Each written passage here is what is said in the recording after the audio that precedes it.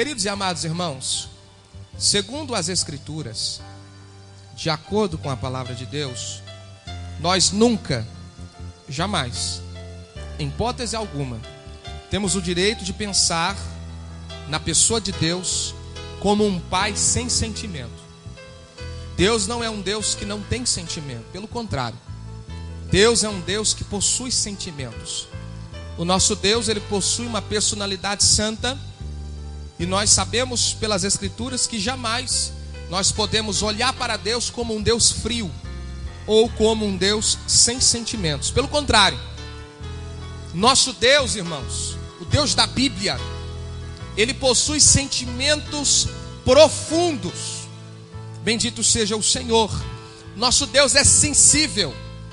O nosso Deus, ele possui um coração que se comove.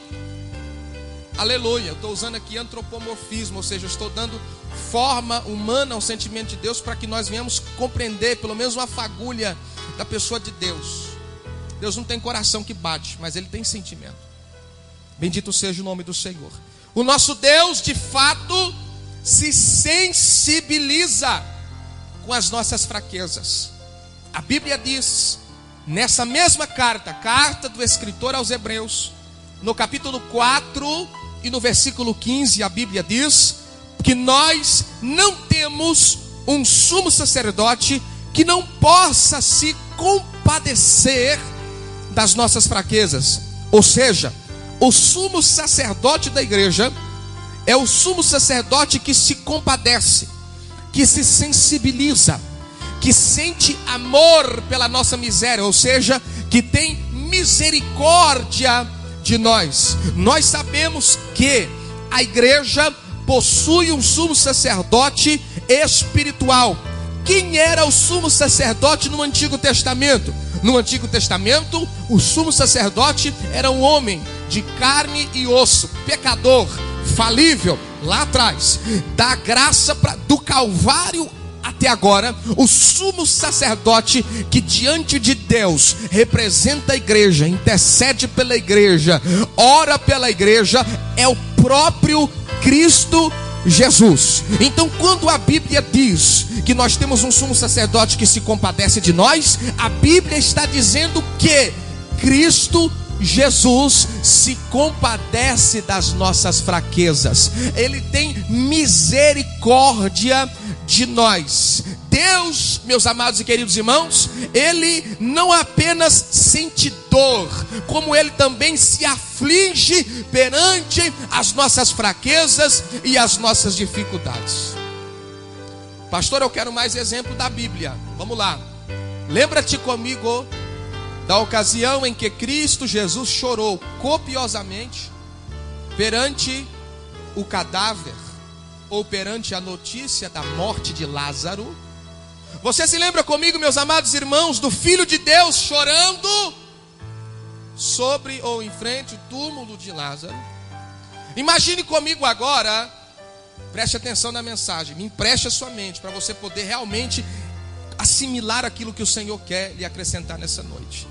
Imagine comigo o Filho de Deus, aquele que possui em si toda a prerrogativa divina, aquele em cuja pessoa, diz a Bíblia, habita corporalmente toda a plenitude da divindade, ou seja, o Deus Todo-Poderoso. Tudo que tem em Deus, tem em Jesus. Agora você vai imaginar comigo o Criador do universo, aquele que é maior do que os oceanos, aquele que é maior do que o Monte Himalaia, aquele que pesa na concha das suas mãos as águas de todos os mares, aquele cujo planeta Terra serve tão somente de escabelo para os teus pés. Imagine esse Deus tremendo, poderoso, supremo, chorando, sofrendo, se compadecendo. Foi uma cena um tanto quanto emotiva. Pense na cena do Deus encarnado chorando. Aí alguém vai dizer assim: pastor, mas quem chorou foi Jesus. Mas o próprio Jesus disse em João 14:9: quem vê a mim, vê quem? Quem vê a mim, vê o Pai. Então Jesus, ele é Deus. João 1:1, no princípio era o verbo é Jesus. O verbo era Deus. O verbo estava ele estava no princípio com Deus. Todas as coisas foram feitas por Ele. Sem Ele, nada do que foi feito se fez. Então Jesus é Deus. Então Jesus chorando é Deus chorando. Quem está entendendo a palavra, diga aleluia. Nosso Deus possui sentimentos. Outra cena. Nós estamos agora um dia antes da crucificação de Jesus. A Bíblia diz que Jesus ele convoca os seus 3 discípulos mais chegados para irem com ele orar. Deus deixa os 9 no pé do monte e ele sobe o Getsemane, certo? Ele sobe o monte das oliveiras e ele ora com 3. Detalhe: quando Jesus deixa os 3 um pouco mais acima daqueles que estavam na base, Jesus deixou uma advertência bem clara: eu trouxe vocês aqui para vocês orarem comigo.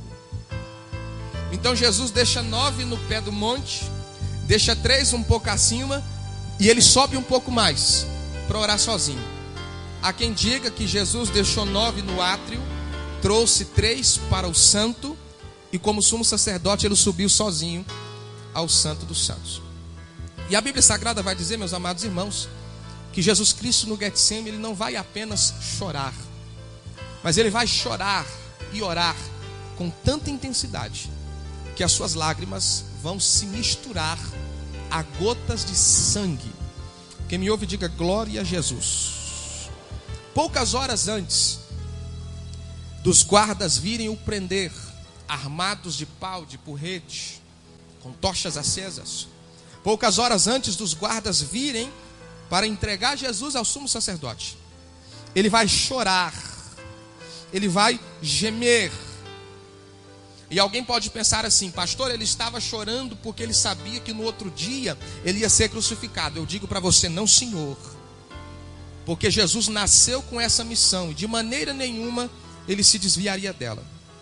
Então, pastor Disseu, se Jesus não estava chorando por ocasião do sofrimento que lhe estava aguardando no dia seguinte, por que foi que Jesus chorou então?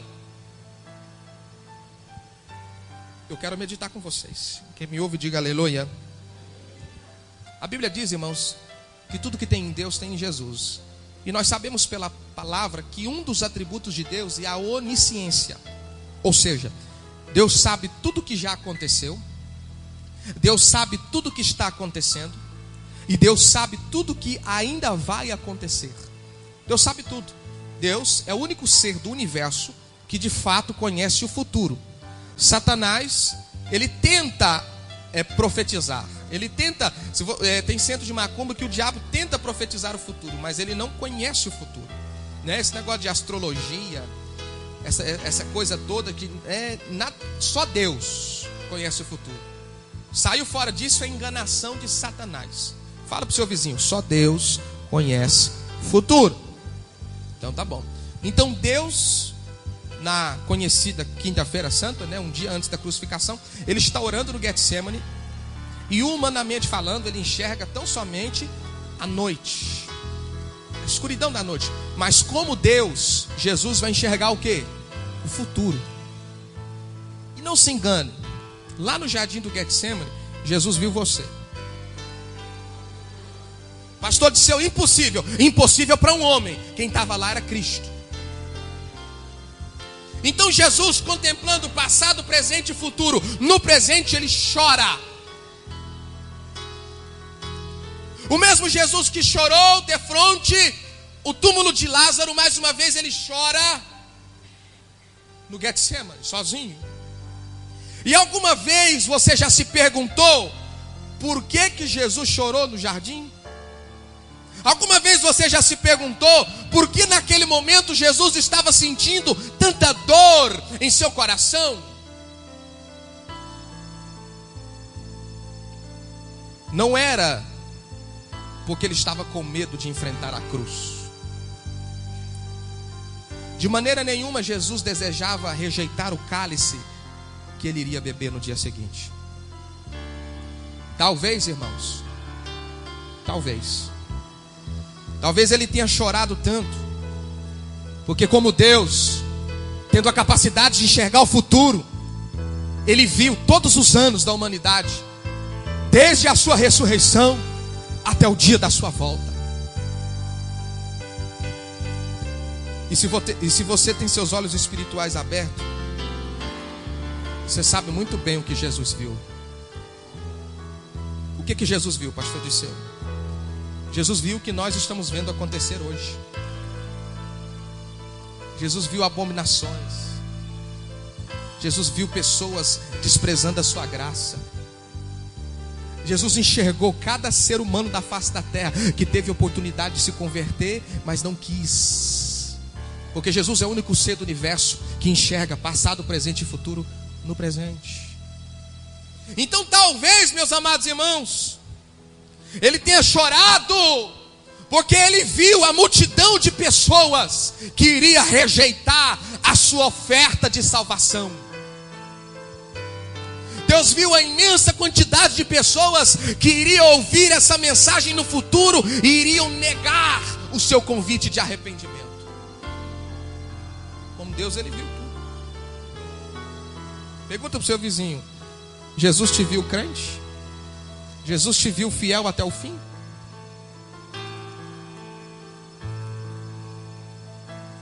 E não apenas por isso, irmãos.